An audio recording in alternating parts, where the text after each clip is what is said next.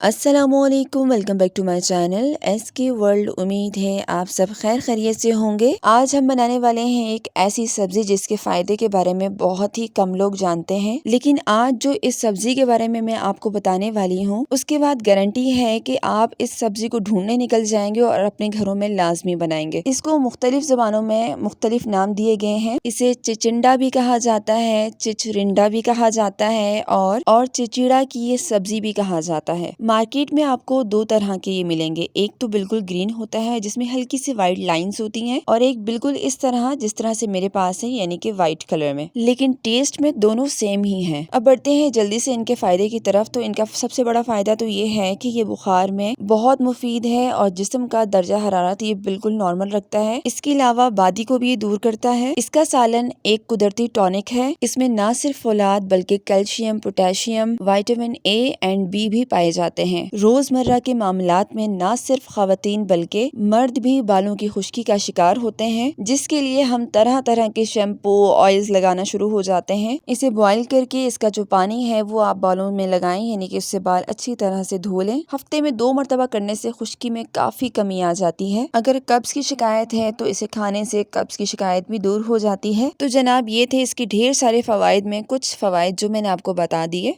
अब बढ़ते हैं अपनी वीडियो की तरफ। तो जनाब यहाँ पर जो चिचिंडा था हमारा, वो मेरे पास 2 थे और ये काफी बड़े थे। इनको बीच से तोड़ के मैंने 4 टुकड़ों में डिवाइड कर दिया और वॉश करने के बाद इसका पतला सा छिलका होता है ऊपर से, जैसे खुरच लेंगे हम तो साफ हो जाएगा। बस इस तरह से साफ कर लिया और किसी भी शेप में कट कर लें, चाहे तो राउंड शेप में कट कर लें या फिर इस तरह से जिस तरह से मैंने कट किया है। एक पैन लेंगे, उसमें शामिल करेंगे एक लार्ज साइज का प्याज और इसे तब तक फ्राई करना है जब तक इसका प्यारा सा गोल्डन कलर आ जाए। और हम इसके अंदर कोई एक्स्ट्रा स्पाइसेस ऐड नहीं करेंगे। जो नॉर्मल घर में जो स्पाइसेस होते हैं ना, बस हम वही इसके अंदर ऐड करेंगे। बहुत ही सिंपल बट बहुत ही टेस्टी सब्जी बनकर तैयार होती है। 1 टेबल स्पून चॉप किया हुआ लहसुन इसके अंदर शामिल करेंगे। आप चाहें तो इसका पेस्ट भी इसके अंदर शामिल कर सकते हैं। 2 से 3 मिनट हम इसे मजीद फ्राई करेंगे और फ्राई करने के बाद फिर बढ़ेंगे अपने नेक्स्ट स्टेप की तरफ। इतने में अगर आपको मेरी रेसिपी पसंद आ रही है तो उसे जरूर लाइक कीजिएगा, अपने दोस्तों के साथ शेयर कीजिएगा। तो जनाब यहाँ पर जो हमने लहसुन इसके अंदर ऐड किया था वो भी फ्राई हो गया है। अब इसमें हम शामिल करेंगे नमक। नमक में 1 टेबल स्पून इसके अंदर ऐड कर रही हूँ। आप अपने टेस्ट के अकॉर्डिंग इसके अंदर ऐड कर सकते हैं। हाफ टेबल स्पून इसके अंदर हल्दी शामिल करेंगे और 1 टेबल स्पून इसके अंदर हम रेड चिली पाउडर ऐड करेंगे। अब इसे मिक्स कर लेंगे। अब एक बात याद रखिएगा, जब हम प्याज को और लहसुन को ब्राउन करने के बाद